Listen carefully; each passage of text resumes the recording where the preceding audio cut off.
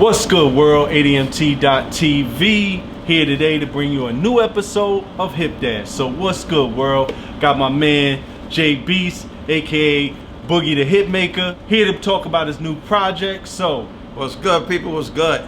Alright, man, so tell us a little bit about you got this new project on, and before we get started, because I seen the video, what got you wanting to build this project and get the collective group of people that you got together on it? I started as an artist for years. I started back in the 90s as an artist, working with Domingo. I got signed to him under production deal, dropped several albums, kind of co-produced on some albums. And through the years, you go through your travels where you're in music, then out of music, and in music. But it came to a point where just wanted to produce my own music. I've always wanted to do that. So I just wanted to do this where I'm not the artist, because usually I'm on the record. Okay. I am on this one, but just doing little in and outs, no rhyming. So I just wanted to put out my old album, my whole own album, and just show the production skills, show what I'm able to do. Because a lot of years I've been, working under famous producers. So I wanted to show what I got.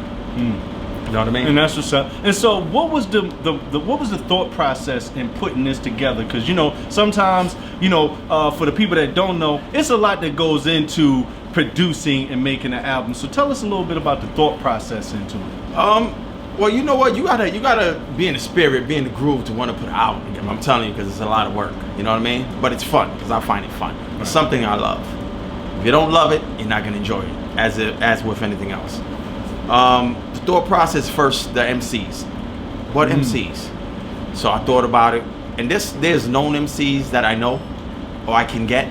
I said, nah, there's too many dope MCs out here that ain't heard of, and all these independent artists out here. I'm like, why go get this person? Let's get somebody who's been working, who's put in a lot of years. I'm not talking to the guy who started rhyming yesterday. Right. I'm talking about a guy who's been doing it a couple of years and skillful.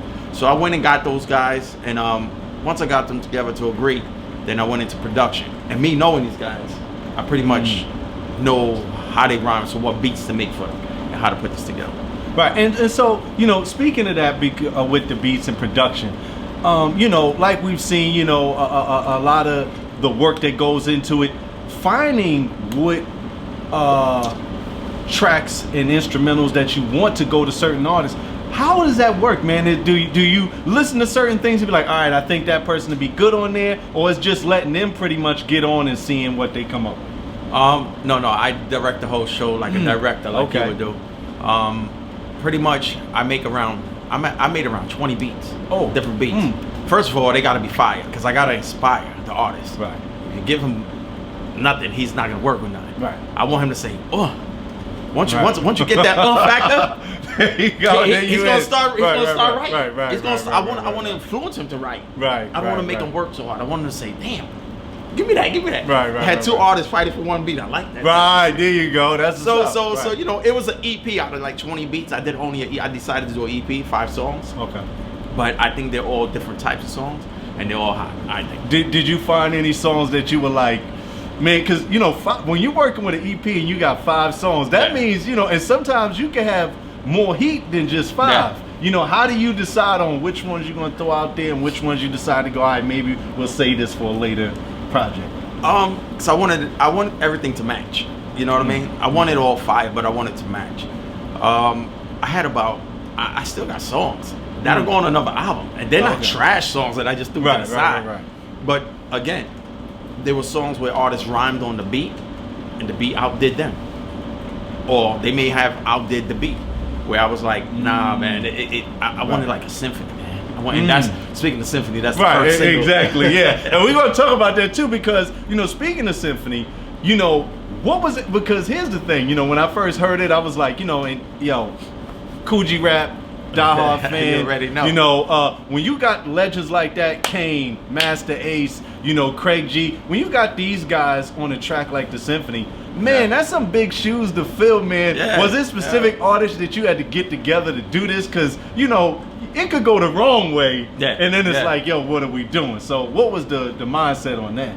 Well, shout out to Marley Marl, who's the orchestrator of that. I wanted to show respect to him first and most, It's a long story behind that. Me knowing Domingo, he put Domingo on, signed Domingo.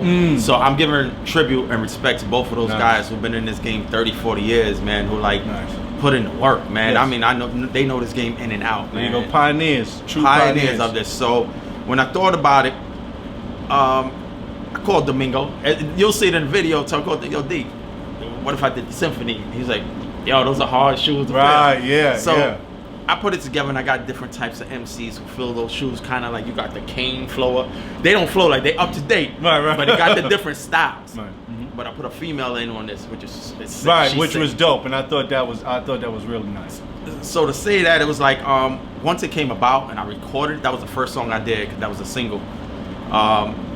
Shit, it came out. I think it was a masterpiece, but I sent it. I said, oh shit, here we go. I sent it to Domingo for approval. He said, yo, and it's hard for me to get a yes from this guy. You don't understand? So he was more like, yo, that's fire. So a pioneer give me the okay. That's what's up, man. And that's what it's about, man. You know, I love the fact that it was focused towards the origins of hip hop, and not only that, just the feel, man. You know, I feel.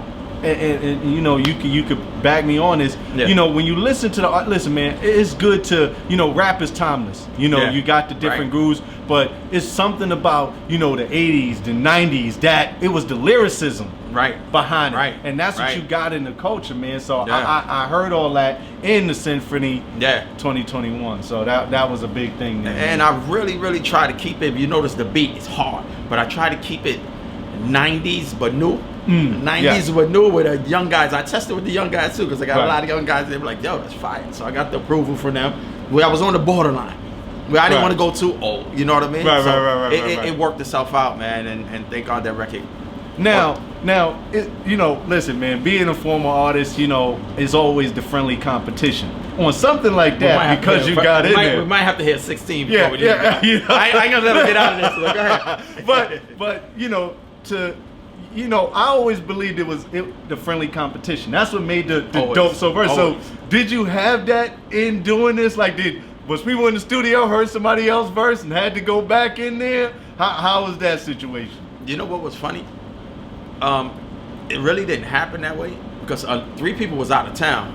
My man BK, the producer, he was out in Atlanta. My other guy was in Washington. The chick 𝙒𝙗, the female that's on this, she's out in Washington. Shout out Howard University. So when they sent their verses in, the shit was just hot. Only trouble I had was like, who goes first? Who goes second? Who goes third? That's gonna play a role. So I played the Molly, was that Molly? Shit? And I tried it different ways. And the way you hear it now is the final way, and I think it worked out. Right. Now, for the people that don't know, you know, you're a producer. A lot of work goes into production. People think that, you know, oh, I could just go on, get an app, put some beats together, you know, some drum patterns, some horns, and I got a beat. For the people that don't know, tell them a little bit about the process that goes into coming up with this, with the sounds and the music that you produce. Well, you know what? It's a lot easier for you guys now. With all because they're basically selling you songs with loops and everything made already. But you know what, man? What you want to do, even though you got that and you can make a hot joint, bro, you want your feel to come out. You want to make your record. You don't want people giving you their records to put out, basically. You know what I mean? You want to make your records. It's a process of finding the right sound, finding your sound. It's a process of making the record. It's a process of the artist being prepared. It's a process of mixing. It's a process of mastering. It's a longer process than you think. It's not just you put it together and throw it out there. Some have made successful records like that. You know what I mean? But when you put in a big record together, if you think you could go in a Christina Aguilera session and just put a loop and the shit is done, nah. you can't do people like that. It's a process, bro. It's a process of hours sometime of getting one word right on a song. Some people let anything go. One word, space in the word. Your engineer, I got a platinum engineer that takes the time. I'm talking about take air out of a word. Air. You'll hear he takes that out. So sometimes, you know, just as advice, you might want to look for those things. It makes a whole difference in the record.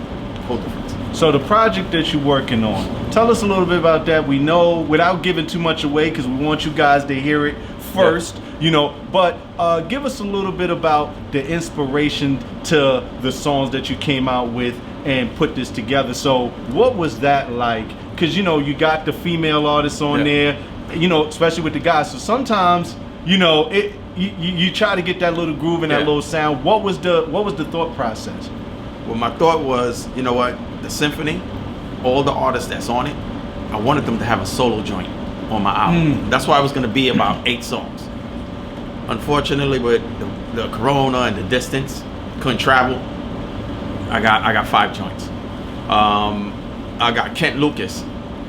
This guy, I promise you, he got an EP out. He got an album out now. But I promise you, this guy, look for him. I got Sonny, who actually happened to be my son. Okay. Crazy with it. Nice. Crazy with it. Got Espresso Black from Eastern New York. So fucking dope. Blunt from 𝘼𝙒. Like I said, the female artist, 𝙒𝙗. So what I did, Kent has a song on there.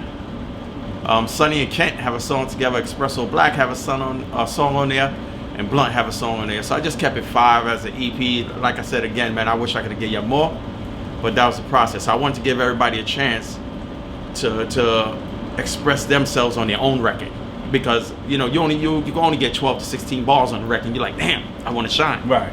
But giving them their own songs, an opportunity to do that, I said, hey, maybe you couldn't let everything on this, but here's your own song. Right. Tell the world what you're about. Give them your story. So that was the opportunity I gave them, and that's why we did it like that. I kept those same artists on that album. Now you said you have your son on there, and this is big for me because, you know, at my son, right? You know, I remember, and especially as as an artist, because we take our craft serious. A lot of times, you know, I hit him. Okay. I hit him. I said, "Yo, I'm doing something." He didn't get back to me, but I know. Because he's in Charlotte now. He's nasty. Yeah, he's in Charlotte now. And the thing was, you know, and the reason why I bring this up, because when I first started, I remember, you know, kids, they hear you do it, and sometimes they play with it. And because when you take your craft so serious, it's like, nah, man, you want to do this? I need you to put the 100%. I need you to do that. Have you ever had issues with your son? Like, because, you know, at the end of the day, when you have guys that's been doing it for a while, you're like, all right, you got to bring it. You represent. How was that situation, especially for him? How was that? I got a story for you. My son ain't on the symphony. And let me tell you why. So, you know, he's busy. Yeah, he's busy. But I said, yo, send me the verse. Send me the verse. Send me the verse. He sounded like he got a little frustrated with it and sent me some bullshit. I said, guess what? You didn't make the cut. Was he ready for that next song? Hell yeah. You know why? He didn't make the cut. But this is about business, man. There you go. It's like you gotta, you know, it's dedication, it's time. I sit there, put my time in, put your time in. You know, you can't go reap the rewards and not put in the work. Right. You understand? So, you know, you can go party. It's all up. You party, yeah, oh, we got a single, we at the club, we champagne, and next day we in the studio. You better make it. Make it there. You know what I mean? It takes a lot of work, man. So a lot of work. And to add on to that, because you know, God rest the dead, my man Garth, super producer guy. He wasn't just a producer.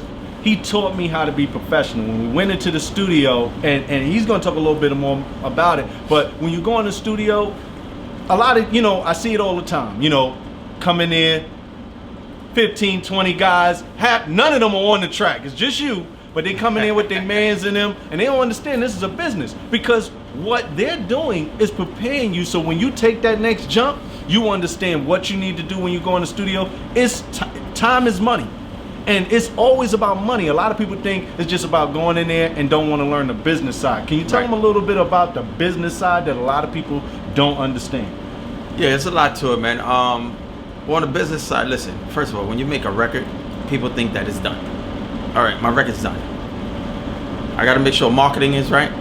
I gotta pay for marketing, promotion. You gotta make sure your music is getting out there. You gotta distribute the shit. If you don't distribute your music, it's not going nowhere. If you're making a record for your 10 friends on Instagram, that's cool. Do you? They're all gonna cheer you on every time you make a record. It could be the worst record in the world. You know what I mean? But you gotta have distribution, which is getting your music on all the DSPs, which is, for those that don't know, is like Spotify, Apple, Amazon Music. there's over 50 of them or more. You got to get your music out there. You got to set up with a distributor. I use Media Famous. People use DistroKid. People use whatever they want to use. But you got to do that first. Make sure you have a release date. If you want to do photo shots for your album, doing your album cover, the key is to have preparation before you drop it. Don't just drop it and then do everything after. Because now you done dropped it and nobody know what's going on. Nobody know what's going on. So you want to prep it a little bit, do the best marketing you can. You have social media, so it should be a bit better for you guys. You know what I mean? Back in the days, we had to walk outside with fucking poles and a sign that says my album's coming out. Right. Diddy's the king of that. That's what we used to have to do in the cold, snow, winter, whatever it was. So you got an outlet now, and if you got a lot of followers, that benefits you. But those are some of the things, like business-wise, that you got to be on. And please, copyright your music. Very important. Claim your stuff, man. You don't want... Listen, there's a lot of people on social media, and if you think... There's a lot of old guys, too, out there. They out there listening to your shit and go dupe it. They duplicate that shit fast. Right. Because they're looking for their next hit, and they don't know how to blend in with the new generation. So they'll look for your hit, and they'll take it and snatch it. Copyright it. Go to places like Sound Exchange, collecting your royalties. Go to places like Sound Exchange. Your distributor collects from like Spotify, he giving you the real. Listen Apple, up. Amazon. Your distributor collects from them. Go to like Sound Exchange for like when it's Sirius Radio and stuff like that. Every time they play your stuff, radio. Sound Exchange. There's a couple more that you need to sort of sign up with. It's worth it. Pay a couple dollars, whatever, but they track your money. They track anything you had out there. If you had stuff with other artists out there, they track it. ASCAP, BMI, those are your main go-tos. Those are the classics. I hope you signed up with them. Just go to those pages, man, and do yourself the favor, man, because you're doing this for money. Don't do it for fun. Do it for fun. You gotta love it, but please do yourself a favor and know this business part of it, and get your money, man. Listen, you might have 100 people buy your stuff. If it's $10, 100 times 10, do the math. More than you had before you dropped it. You know? So keep the business in mind. You ever need anything, you know, hit me on my page. Yeah, listen, man. The information that you're giving is invaluable. You know, is the thing is, you know, and you touched on a lot of things. Making sure that you're dealing with one of the as far as signing up. It's like a job. And I talk about to people like this all the time. You have to look at music like a job. Yes, you want the fun as far as getting in behind the booth, getting in the booth, getting behind the mic. You want to do all that, but it is a job. And promoting is one of the main things. You get a lot of people, they do the project and think that then it's on you to do it. They don't promote themselves. If you got your people around you and they're not promoting you, how far do you want to grow? How far do you think you're going to go? But so that's the most important thing of making sure that you're promoting and marketing your stuff right.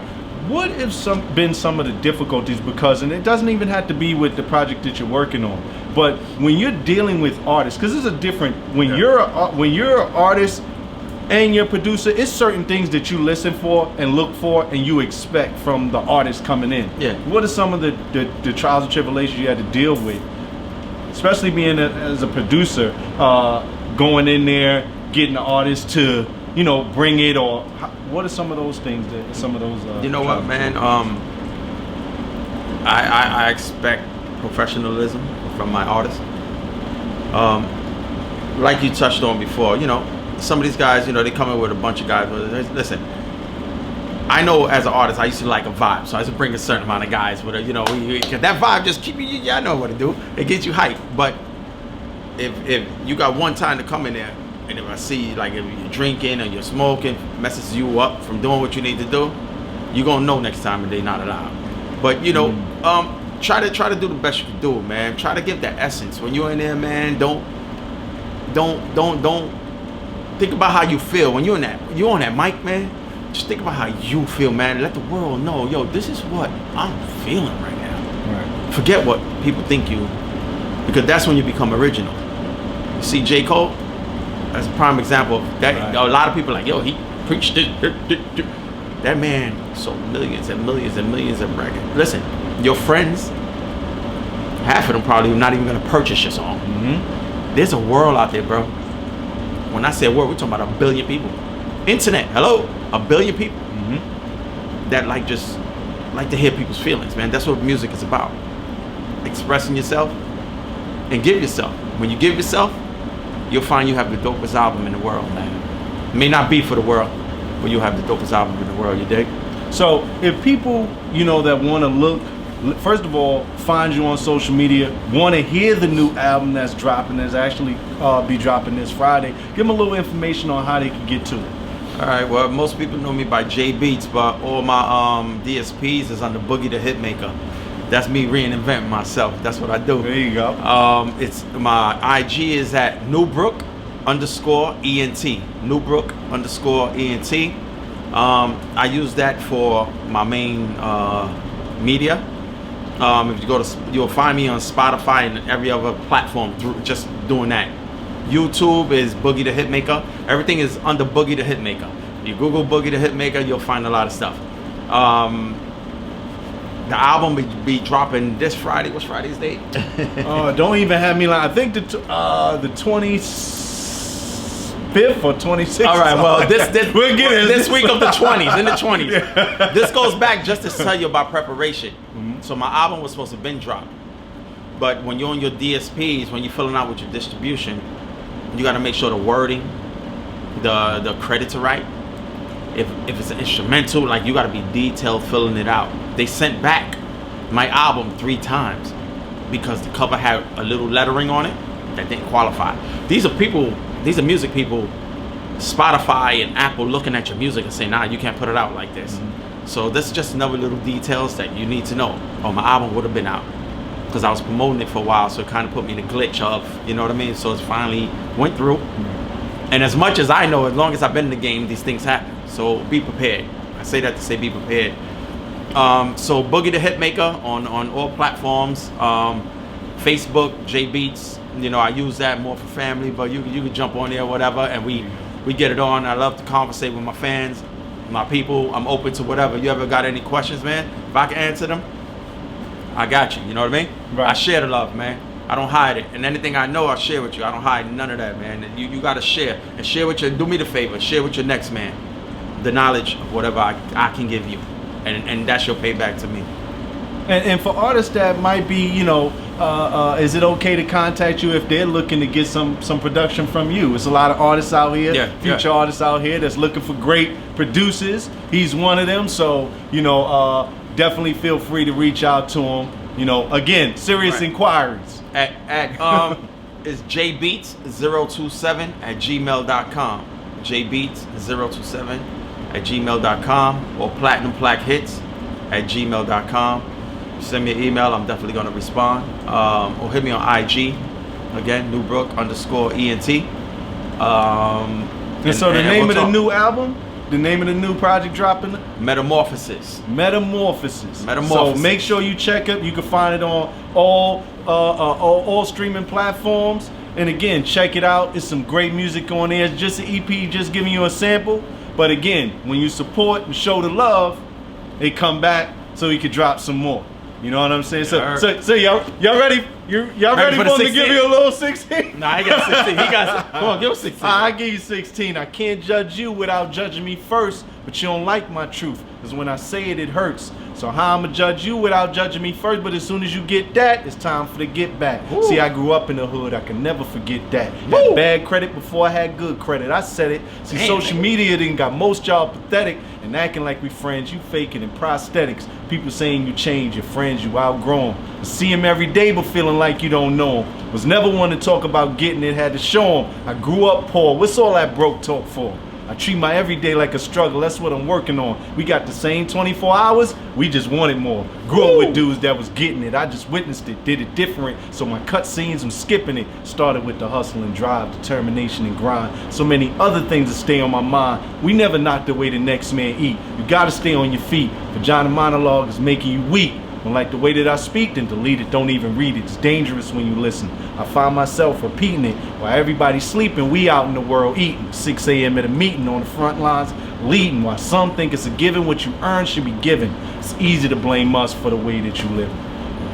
Damn, I'm calling for the next album. I'm talking about calling your son. I'm calling you. The fuck out. Yo, That's listen, how man. we do it, Love man. is love, man. Make sure y'all stay tuned to his channel, man. The brother's doing positive things. ADMT.TV.